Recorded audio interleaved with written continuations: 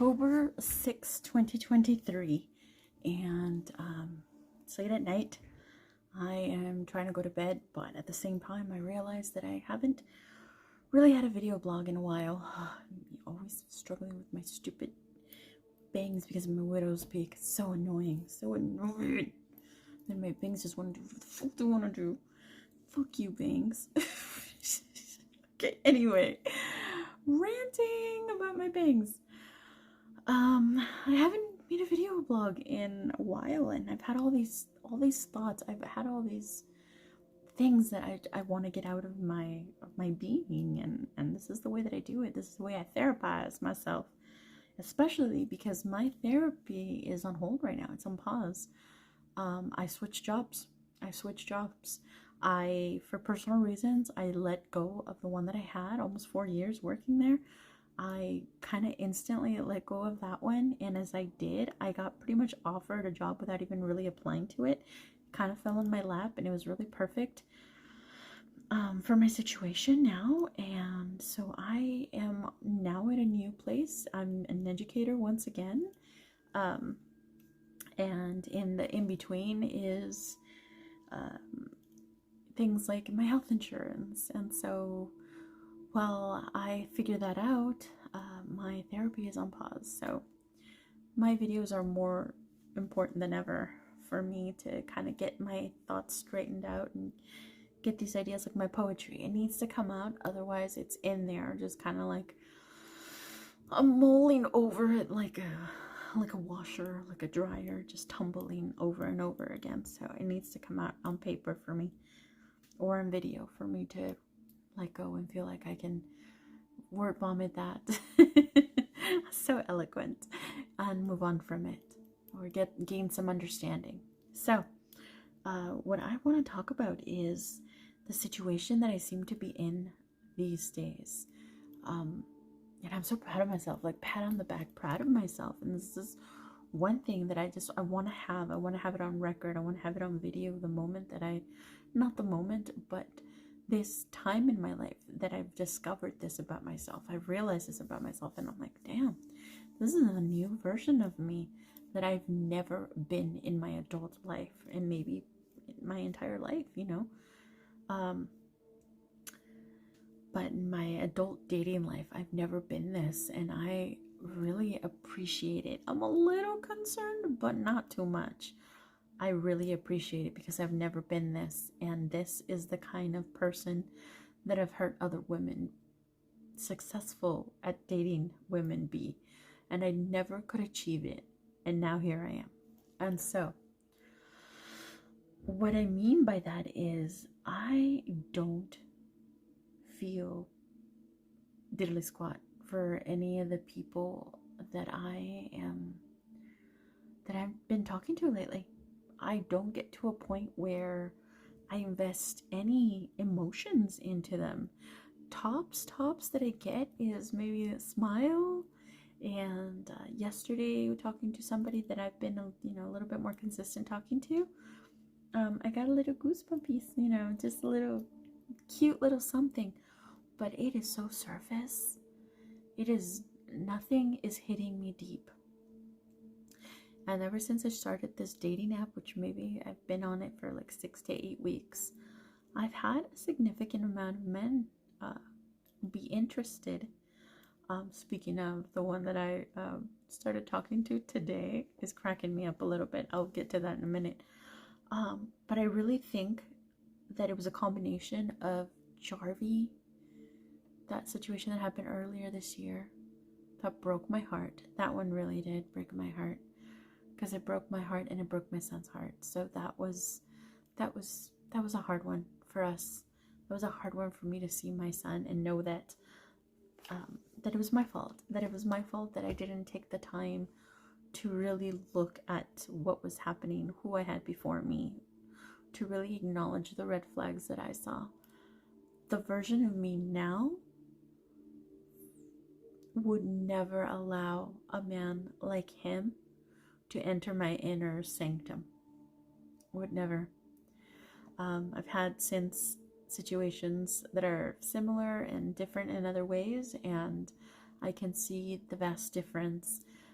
I saw the red flags before, and like many times before, I dismissed him for whatever reason, because I loved him, because he genuinely meant well, because it was just, I was into the love bombing, and I never really knew what that was called. I never really thought about it, how toxic it is, how dangerous it is, and how it's reeled out there by a narcissist to catch you, to hook you. And I can still remember in my mind's eye, I see it as clear as day, the day that I was at my previous work. I was working and I hadn't had an opportunity to reply to Jarvie. And when I looked at my phone, I had 100 notifications, 100 in one morning. And I thought to myself, wow, I saved a video image of that, screenshot of it, because I was like, wow, I've never had anybody be that into me that they would send me 100 notifications in one morning. And it got to that moment, made me look at it differently than, oh, he's so romantic, he really wants to talk to me. It made me look at it like, that's a little much.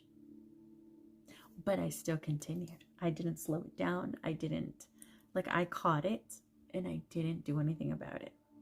Also, the time where he blew up at me and yelled at me over the phone before we actually even met in person. He had an incident where he yelled at me and blew up at me over the phone. When I was setting a healthy boundary with him. And when we went back to addressing it, he never apologized for his behavior. And when I talked to another friend, a guy friend, about that, and he mentioned, well, did he at least apologize for his behavior? That wasn't okay at all, but did he at least apologize for his behavior? I said, that's the thing. He never, up to this day, he hasn't apologized. And I kind of keep waiting for him to say, hey, I'm sorry for that, because that was totally uncalled for. He never did. And that would become a signature move of Jarvie. Never apologized for any of the things that he did and continued to do that were deliberate. And come to find out that he's done that with other people. Never apologized for his grotesque behaviors. And so I let a lot of things slip with that man because of his bipolar, but it's like friends, my therapists, other professionals in the medical field, they've all said the same thing. Just because somebody has a mental health disorder, and granted he was unmedicated for almost 2 decades, that does not excuse somebody from being malignant, from being intentional, and from hurting other people. He very well knew right from wrong, even if he was having a psychosis and panicked and did the things that he did.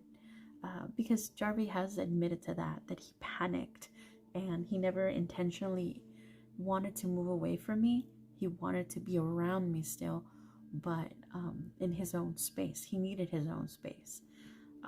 But it was his panic, his psychosis episode that made him take off and go to what was familiar to him, which was Portland.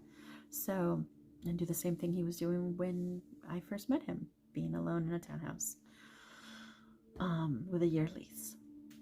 And so he admits to that, that never being his real plan to just take off like that. But in his panic, he did that. However, his behaviors prior to that and after that were behaviors that were seedy and shady, and really they were malignant. He wanted to keep me around deceitfully, deceiving me, keeping me around for the moral support, keeping me around for the care that I had for him, for the love that I had for him, keeping me around for just support in general, just to have somebody.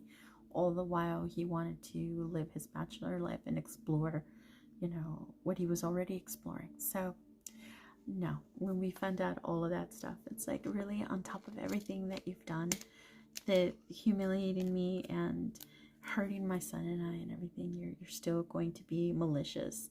That was a narcissistic move, not just a bipolar. It wasn't a bipolar thing, that was narcissism. And that was definitely something that from time to time when we would have conversations and I would listen to something a little outrageous, I would go, Joshua, are you a narcissist? You know, like I didn't want to see it. But if you have to ask somebody that, chances are they are. And you know it.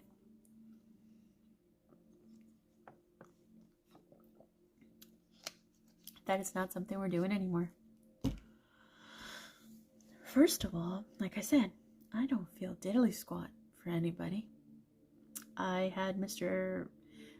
Teacher, sweet and cute and cuddly, and the videos are out there. Videos are out there of a baby talking with me and getting all cozy and sweet, or Mr. Big with the grand gestures, the PJs that were like $120 and wanting to fly me places and get me front row seats to eating with princesses and take me here and take me there, and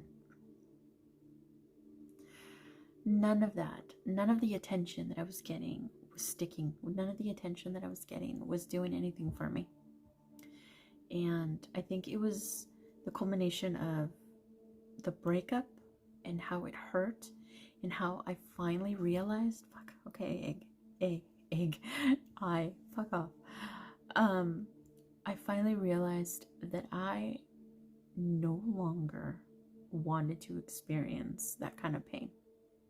I no longer ever wanted to break my son's heart and my heart because of some careless person coming into our lives, pretending to be something they weren't. I was done. At this stage in life, I wanted to be done with the kind of traumas that can cause someone to treat two genuine, loving people, my son and I, this way. And so I was done. It hurt. It hurt to go through that. I believe so much in him. I believe so much in us. And I feel, had he not been narcissist, had he not, been unmedicated, we would have been a pretty successful couple. I still feel it to this day. I still feel it to this day because I see so much of other couples.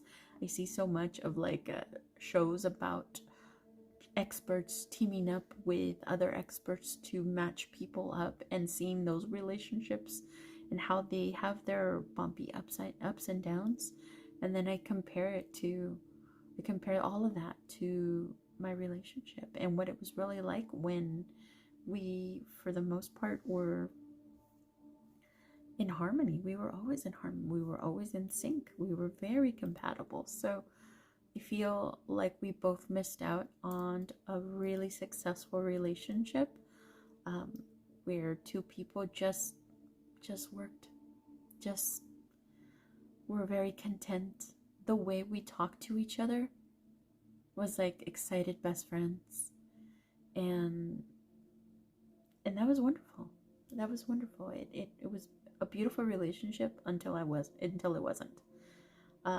And it had its problems, of course it did, but a lot of that had a lot to do with coexisting with somebody who didn't know how to communicate effectively, did not have the emotional intelligence and capacity to reflect, and was unmedicated with a severe mental health disorder.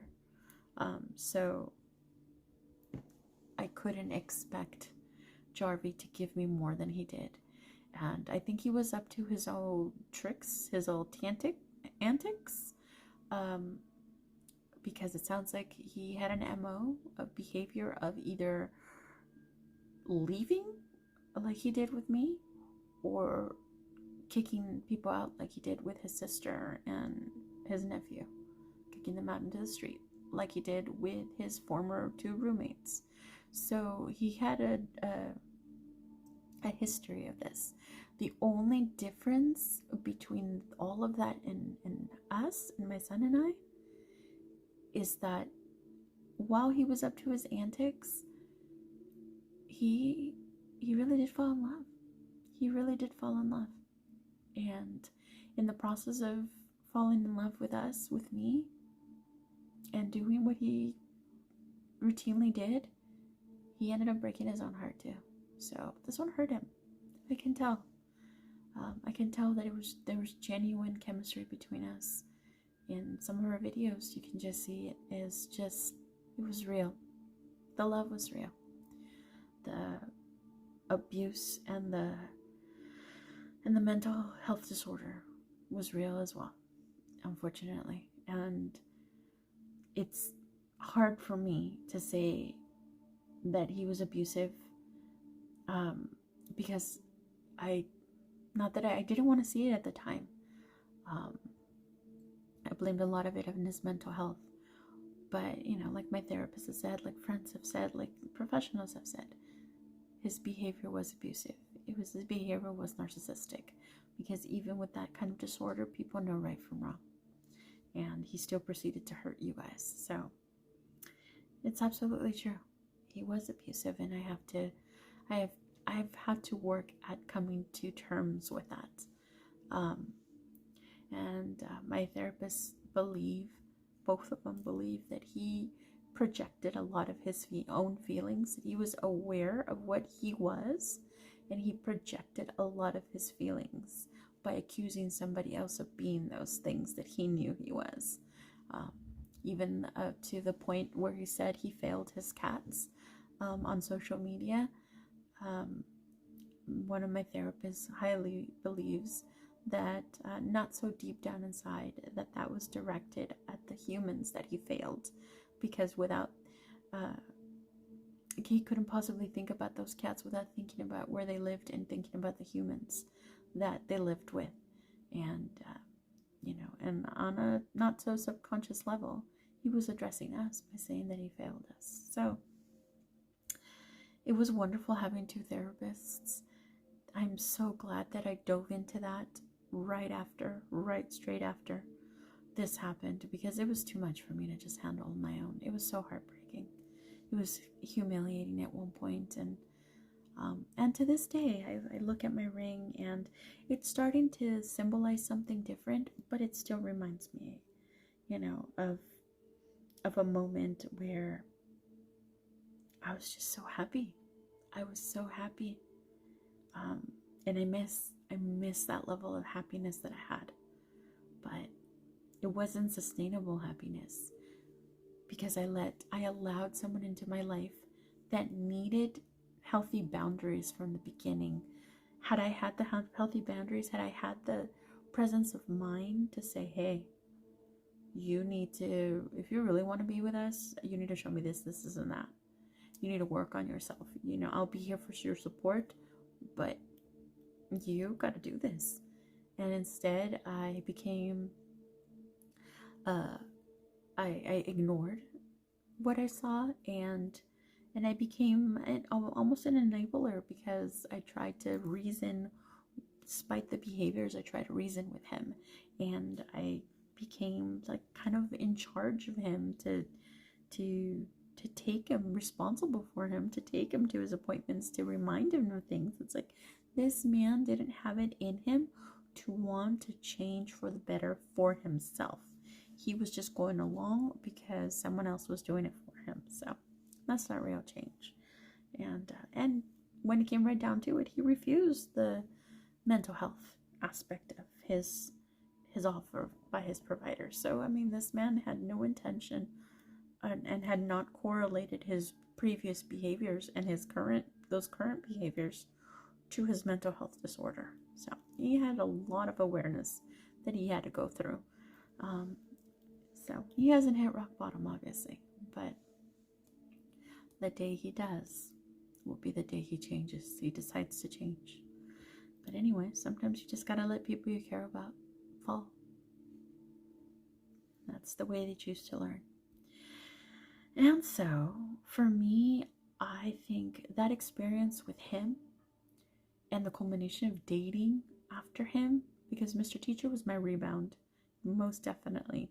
Going from Mr. Bipolar 1 to Mr. Bipolar 2, I saw a lot of similarities, and seeing how I dove into getting to understand what Bipolar 1 was by the time Mr. Teacher came into my life, I knew so much bipolar disorder that I was able to see things in Mr. Teacher that I would remind him, like, hey, I'm starting to notice this. Do you need help? Do you need support?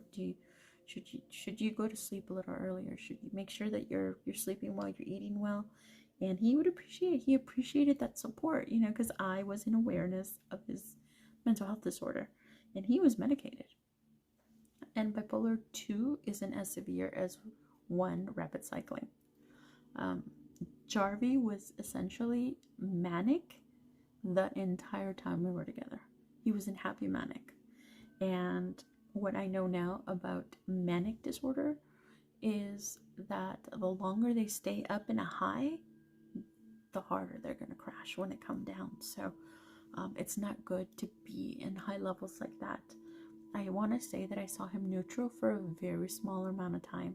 And even in that state, he was happy. But when he crashed hard.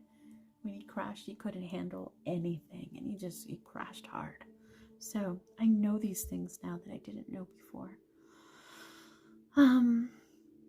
But for me personally, those situations and learning how to operate with these men, seeing the red flags and going, no, standing up and speaking my truth with Mr. Teacher, sending Mr. Big away when he was flashing his money and buying me expensive things and trying to take me places, talking to Mr. Dreads and his love bombing. They all were love bombing me, and none of them, maybe Mr. Teacher, because I was still in a vulnerable place at that time and I was still learning, so maybe Mr. Teacher got into me a little bit more, but because we were intimate. But even then, I spoke my truth with him and set him straight and never talked to him again. Blocked him. I sent away Mr. Big and didn't let him get what he wanted. I talked to Mr. Dreads a long time and I still didn't develop any of the feelings despite his love bombing. I met Mr. Kinks and we had like this interesting compatibility, but not only was I not into his kinks, but he didn't love bomb me per se, but he was very gung-ho about meeting me, and in the way that he was starting to behave, that was going to lead to love bombing. That was going to lead to him falling in love. He was already telling me he was feeling little butterflies.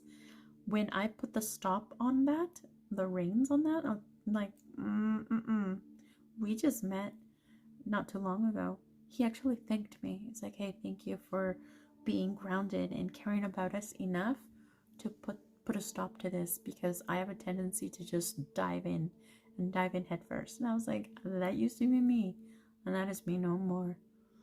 And so by doing that, him and I kind of fizzled out. And the last time we talked, it was so platonic. Like, you see, like that would have phased out eventually.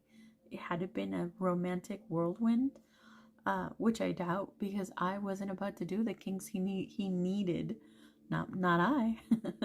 So that would have fizzled out anyway had I even decided to go there with him.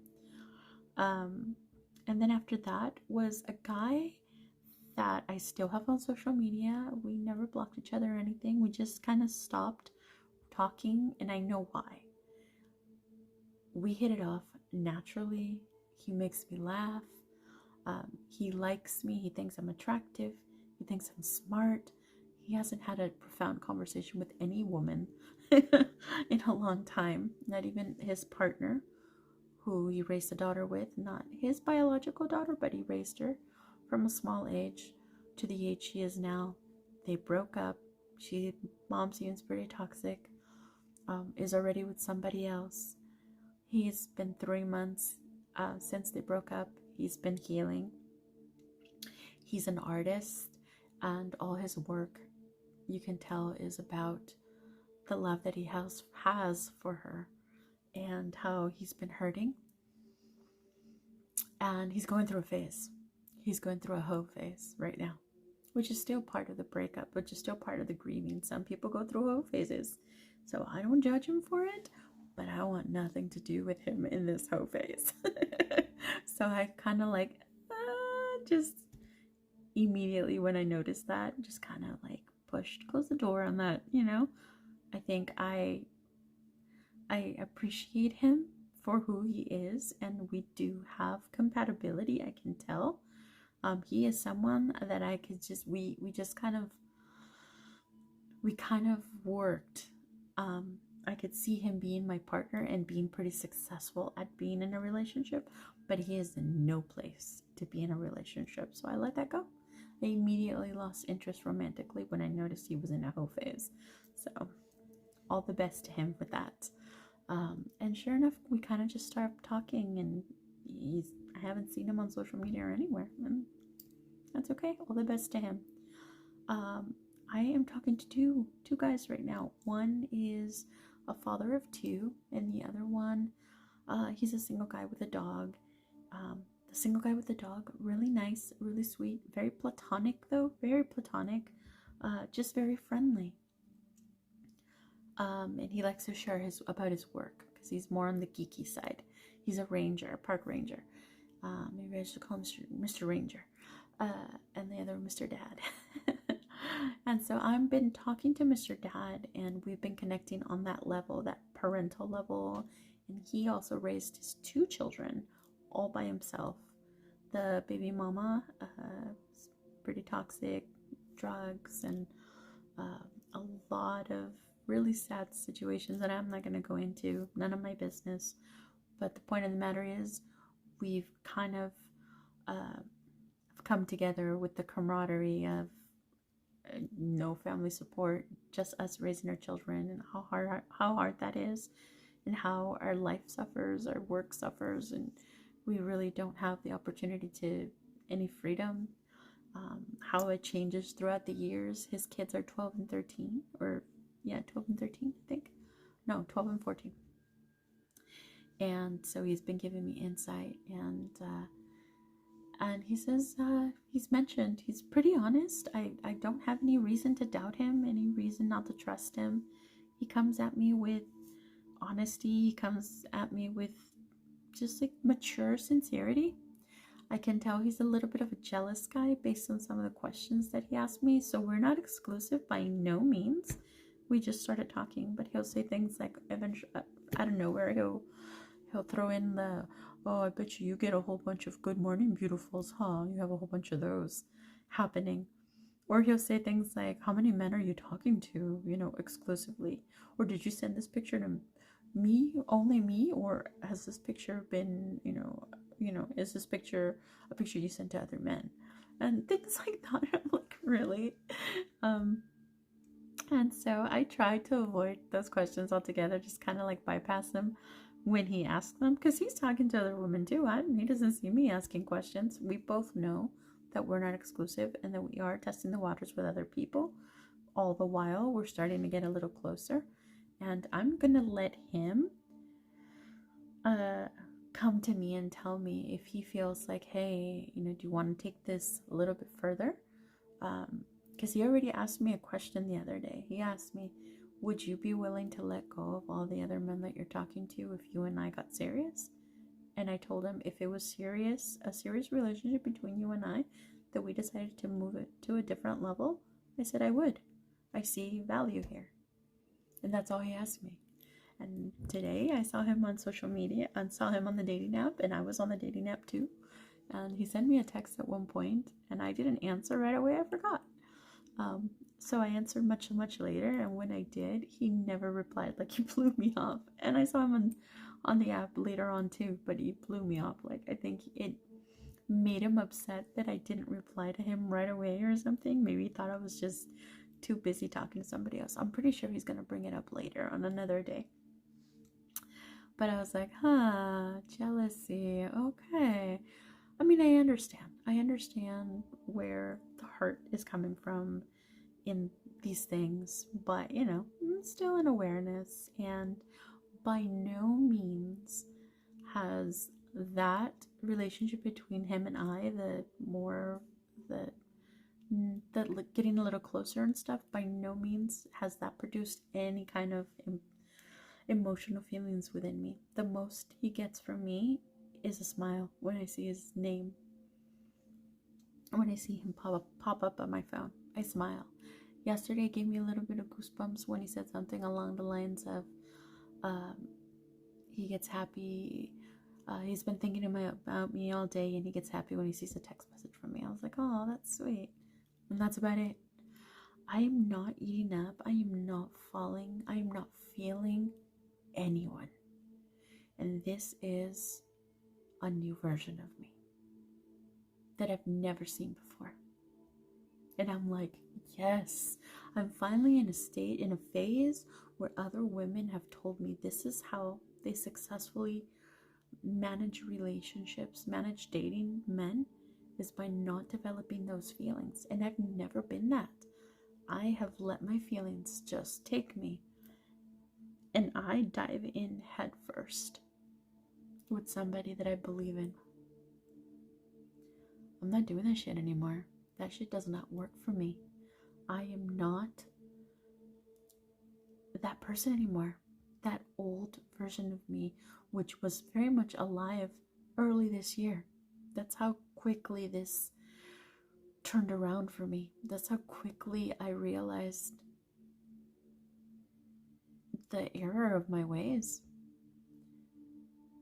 I'm a powerful manifester, and I know that just by speaking this to my therapist and saying I no longer want it, she asked me, why now? Why do you want to change these things now? Why do you want to address your childhood traumas now? Which I thought was a weird, interesting question. Because one of my other therapists, who was a shaman woman as well, she didn't question those. She dove into the childhood traumas and asked me to release things. So it was interesting that this lady wanted to know why I want it now at this stage in my life. And I told her, because I don't want to hurt this way anymore. I don't want to go through life hurting myself and my son, because I have these childhood unhealed sides, childhood traumas, and within me that I haven't addressed yet. I want to address them.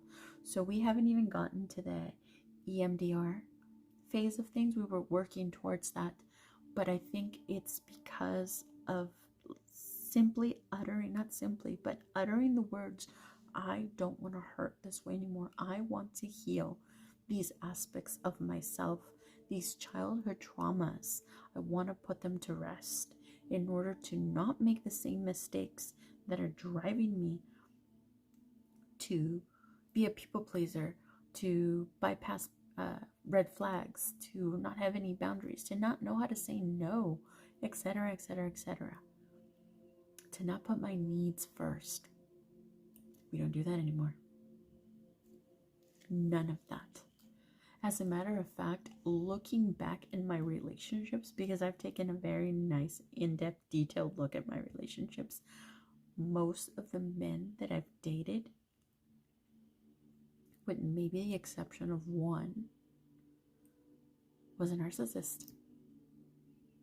And most of the men that I dated loved bomb me to hell and back to get me. And I didn't know what it was. I just thought, oh, they're so in love with me. They're so enamored with me. I feel so special. I don't wish I would have known this sooner, because I don't regret the relationships. They've all kind of taught me something, even the more sinister ones, unfortunately.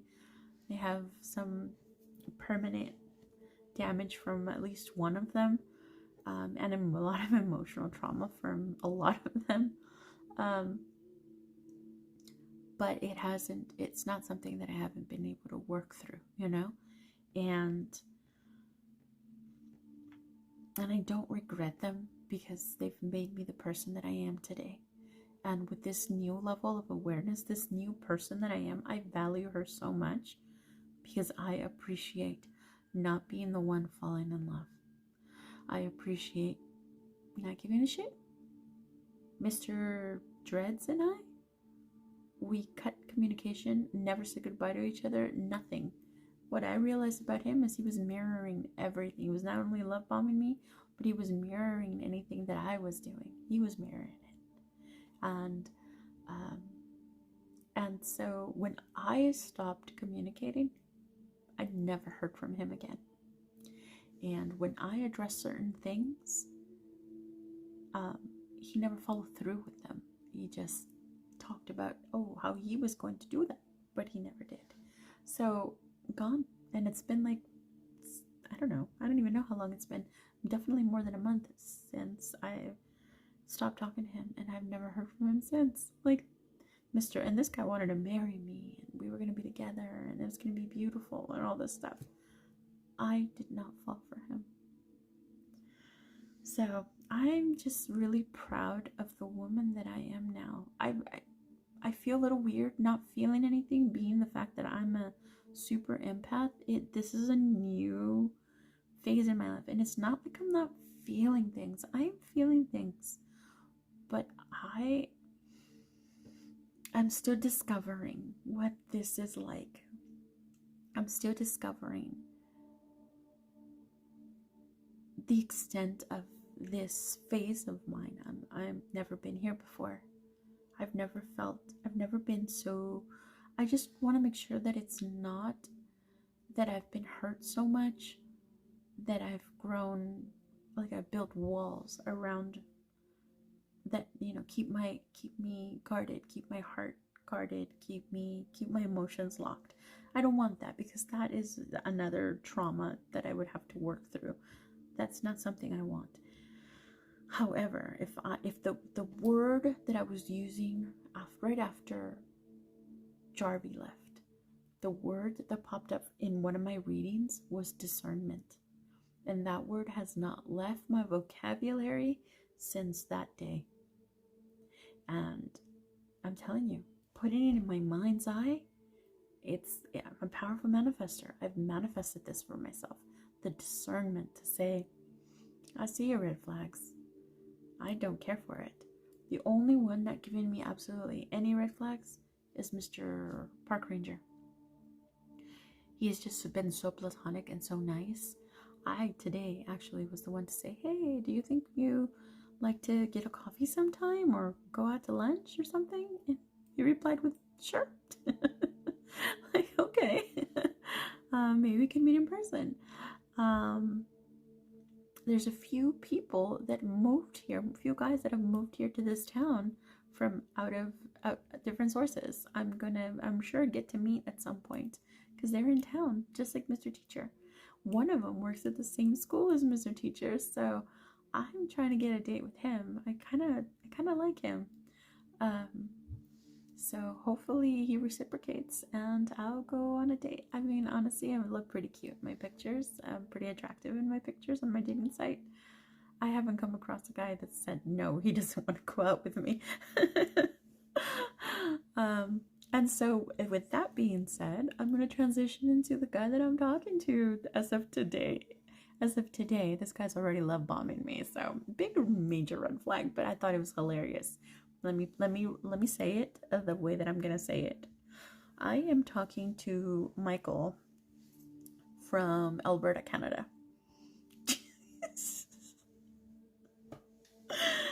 And no, it's not the person you think it is. It's not my twin flame. This guy, his name is Michael. He lives in Calgary. He reached out to me yesterday, I think, or something like that, and I was like, okay, yeah, 61 years old. He's one of those guys.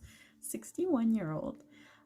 I come to find out that the older the man is, the more of a pervert he is. He just wants to fuck. They really just fuck.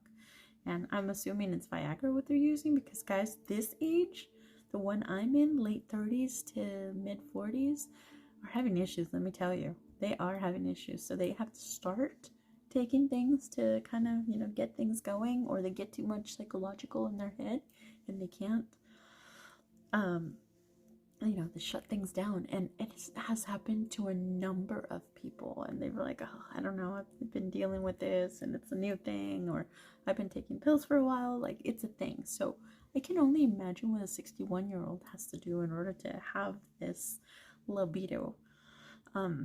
Must be an artificial libido. I don't know. But the 61-year-old is like, I want to be your mate, and trying to convince me as to why I should move to Canada and be his partner, and he's looking to get married. And I wanted him to tell me some of the reasons why he was looking at me. You know, I have a 5-year-old. He's 61. He doesn't mind. That doesn't matter. Even though he's already raised his 2 children. They're off living their own world, you know, and as adults. But he's like, he basically he gave me a list. I told him to give me a detailed list as to what he realistically saw for us if we were to become a couple. And so most of what he wrote, he went first, most of what he wrote was sexual or intimate or touchy-feely. Like, he is just thinking about putting his dirty little 61-year-old paws on me, basically, and just, he wants to get laid. And so at this point, he's just kind of enamored with the fact that a woman that's much younger than him is even considering it. I just wanted to know. I wanted to know. I mean, I'm open to dating someone that's 60, 61 if it's something that's convenient for me. I've wanted to go to Canada. As a matter of fact, there was once upon a time a version of me who thought she was going to end up with a guy named Michael who lived in Alberta and thought she was going to go live in Canada, and that never happened. So when this Michael mentioned, you know, I would move into the States, or you could move here however you want, but, you know, this and that, I told him I hate Alberta. I've been there, done that. I said, would you move to Vancouver? I said, would you move to BC? If I said we hit it off in that way in the future. And he said, I would do anything. So it's an opportunity for me to get to know another person, so I'm gonna give him a chance. There's no harm in that. I mean, we're long distance. I'm not falling for him. He's not gonna touch me. If he really wants to put in the effort, then I'm gonna let him put in the effort. We're just friends, or not. We're not even friends right now. We're just getting to know each other, and I made it clear, like, we're gonna get to know each other while we get to know other people, until we get to a point where we decide, like, hey, this is really, we have this compatibility and it's really working out, and I really am feeling you. And then and only then will we get exclusive, and then and only then will we decide to meet. And I said, if we decide to meet, it'll be in BC, not in Alberta. So he agreed to all of that. So if he's willing to put in the time, then I'll talk to him.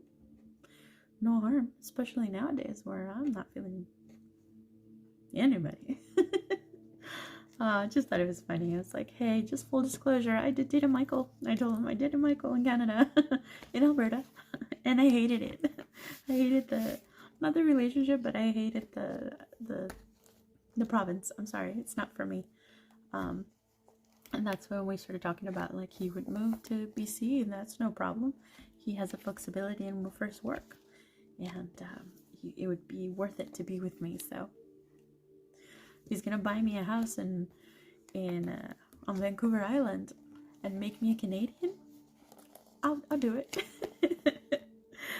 Anyway, that's my update though. I am proud of myself. I'm proud of the progress. I am proud of the therapy. I am proud of the manifestations.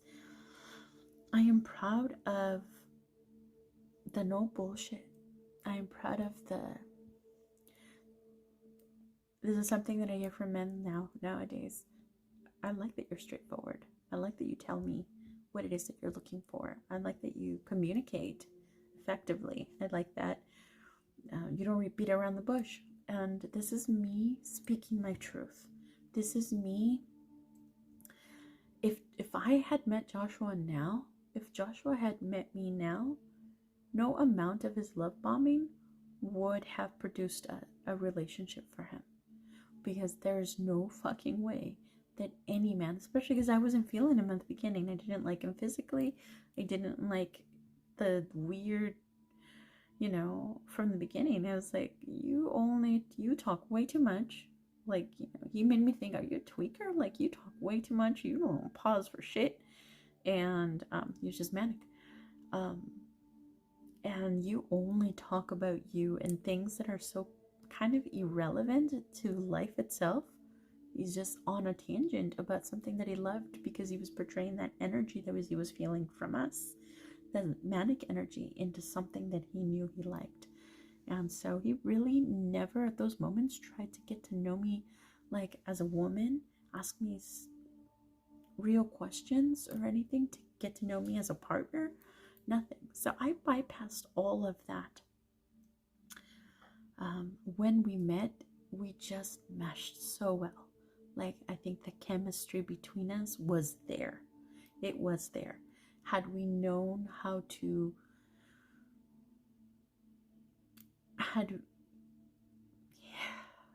I had mistakes in that relationship, but honestly, had he known how to be a real partner in a relationship, we would still be together and we would be happy together. We'd be successfully happy together. I know it. Hence why I fought so hard, despite his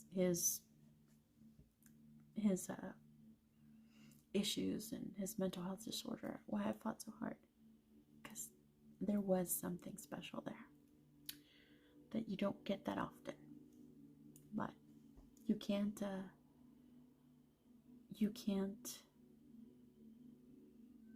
keep going putting up with toxic behaviors for somebody that isn't willing to change.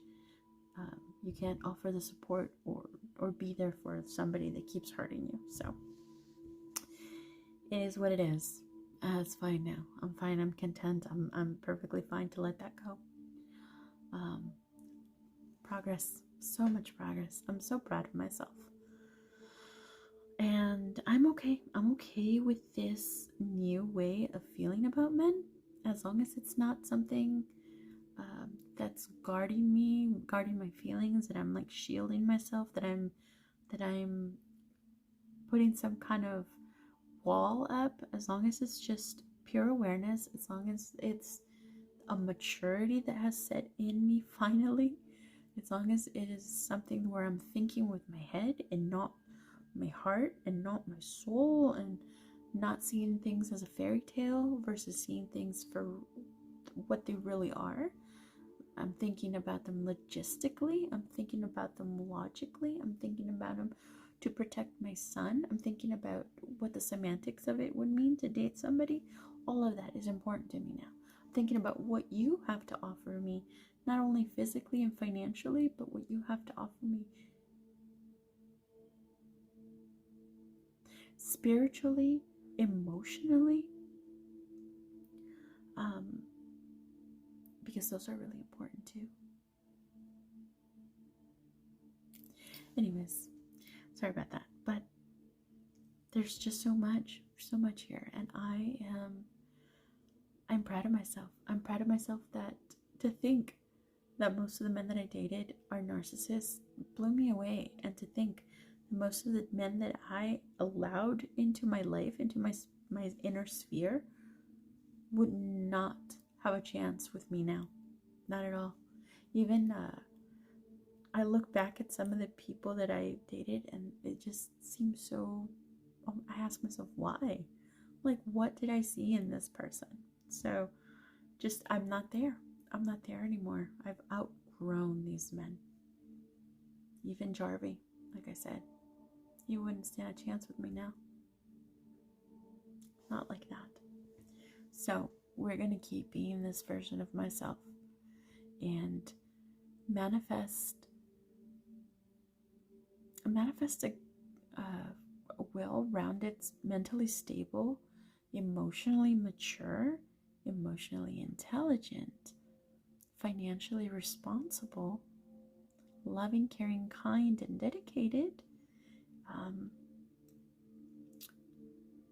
just attentive, sweet, loves children, has patience, partner for me, hubby for me.